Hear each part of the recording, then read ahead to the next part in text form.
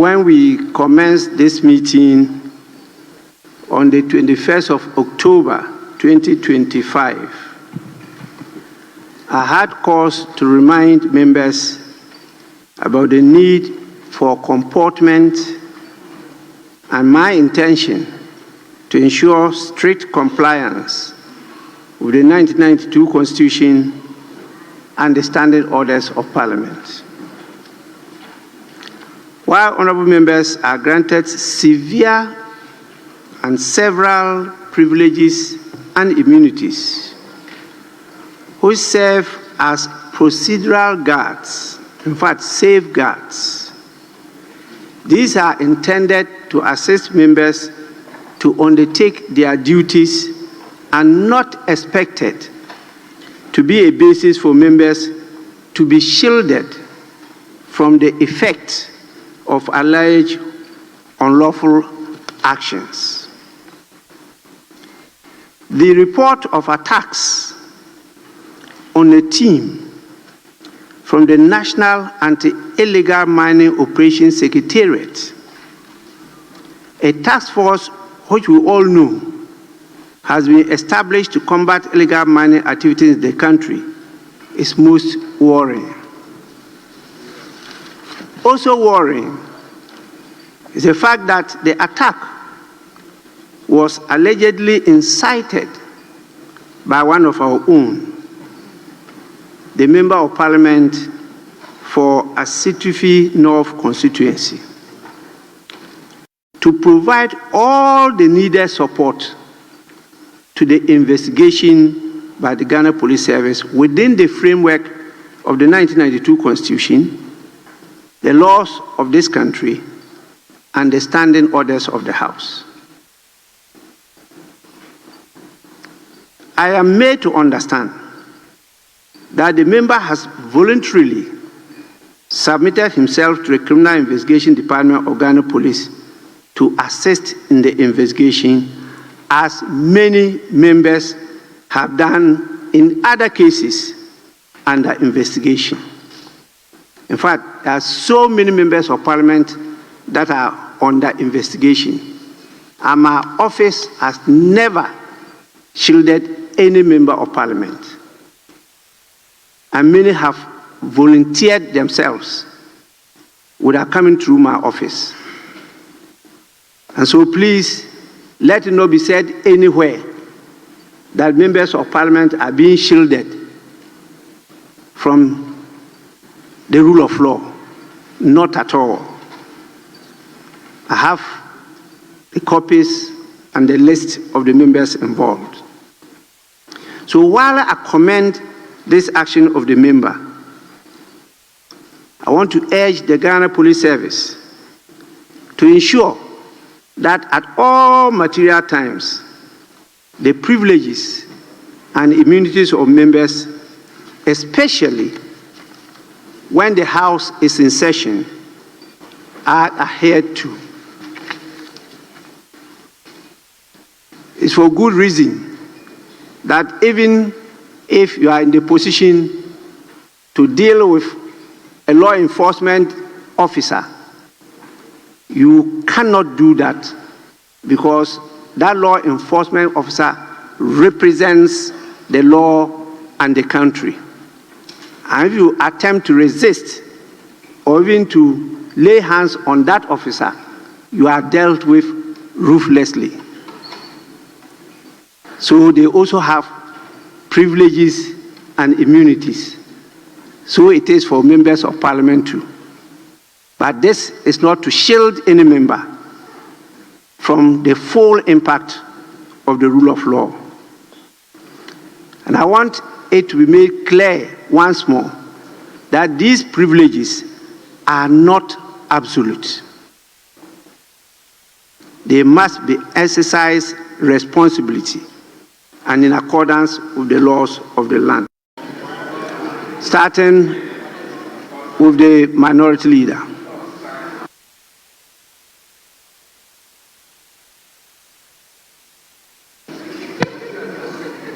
Speaker, let me thank you for the space to add a few words to what you have just said.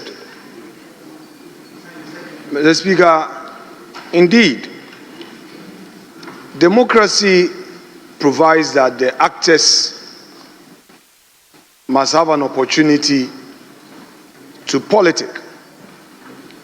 do politics, share ideas, and have their views, disagree and agree.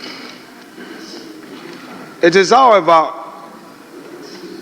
part of democracy also for the core issues of national discourse to be agreed upon by the active stakeholders in this process. Mr. Speaker, the matter you've just raised, Galamsey, is one thing that, for the want of a better word, I must say that we as political leaders, active stakeholders of this democracy, have failed. And I say so without mincing words. We must, as political actors, know that there are matters that we have to agree upon and nip it in the bud. My recent recollection of this matter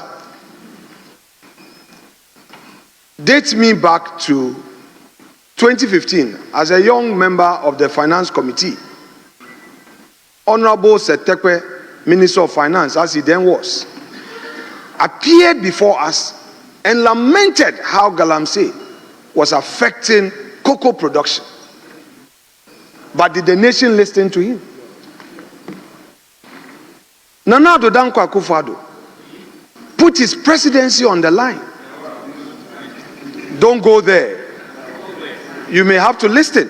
This is an important matter. This is how committed the president was on this matter. But again, we, as the actors, were looking at the political convenience and the gains. That is why we are where we are. We are where we are. I was once upon a time the chair of Ghana Water. I saw data for myself, how the country was losing money heavily to treat water because of Galamsey. It is getting worse. Civil society is talking. Organized labor is talking. Religious leaders are talking. But they know that in us is a vested authority, the people's representatives. Mr. Speaker, can we, as political leaders, for once, agree to stay the partisan approach on this matter and deal with it and let our citizens know that this is a matter that affects the country and our own livelihoods?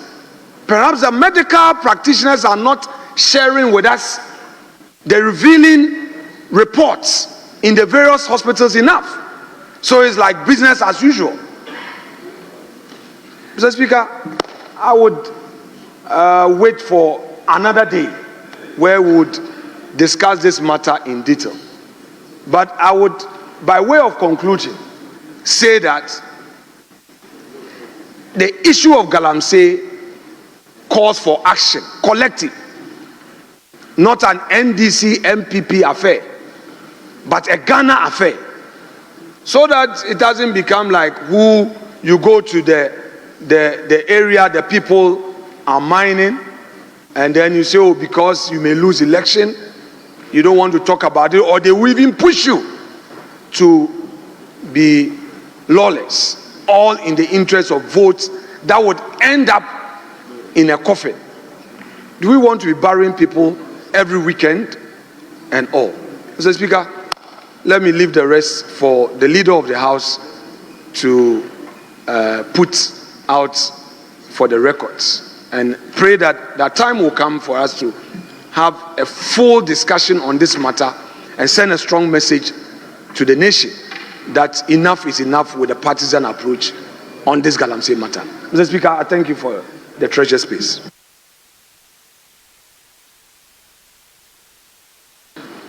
Thank you very much, Right Honorable Speaker. I listened to you carefully, and I thought what I heard was a formal communication on the question of the privileges of members of Parliament. And I am hoping that our brief comments would focus on the question of privileges. I think what I heard you say is that you will not shield any member of this House when they are alleged to have committed offenses and the law enforcement agencies are seeking to investigate and establish whether indeed a crime has been committed for the purposes of being prosecuted or held accountable in any other form, shape, or manner. And you zeroed in on the specific instance of the alleged attack on the anti-Galamsey task force. We all heard in the media that there was an attack on an anti-Galamsey task force in Esutufi South, and I later got some indication that a member on this side of the House is alleged to have instigated some community members to resist the work of the task force. Mr. Speaker, let me indicate that yesterday I got a call from the Minister for the Interior, Honorable Muntaka, that the IGP needed the member for interrogation. I invited the member, he came to my office, and I was trying to reach Muntaka, I couldn't reach him, so ultimately I had to ask the member to go. If I reach Muntaka, I will call him back.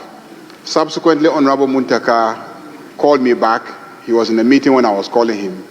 And I told him that I had invited the MP. He was ready to come see whoever he should see, but because we did not hear from him, I had dismissed him. So we scheduled that this morning the member should be sent to the CID headquarters to meet with one of the deputy CID directors for processing.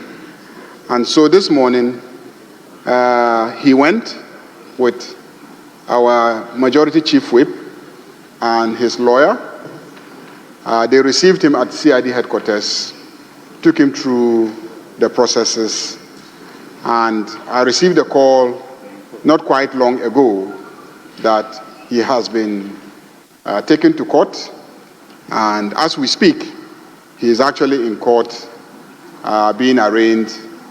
And so let me also indicate that as members of Parliament, we do not consider ourselves being above the law, that we are always ready to be held accountable for our actions and inactions. We passed the law establishing the law enforcement agencies. We approve the appropriations to finance them to carry out these assignments that we have assigned them. And we pass the laws defining the crimes, and also we invite them to this House, and we often try to hold them accountable for the extent to which they are enforcing the law. So we as members of Parliament will not in any way, I believe, go out of our way deliberately to hamper the law enforcement agencies in the discharge of their duties. And I believe, I speak for all my colleagues, that at any time when any of us is alleged to have committed an offense, we will own up and we will be ready to defend ourselves and establish our innocence. And so, Mr. Speaker, just to assure you that MPs will do well to conduct themselves and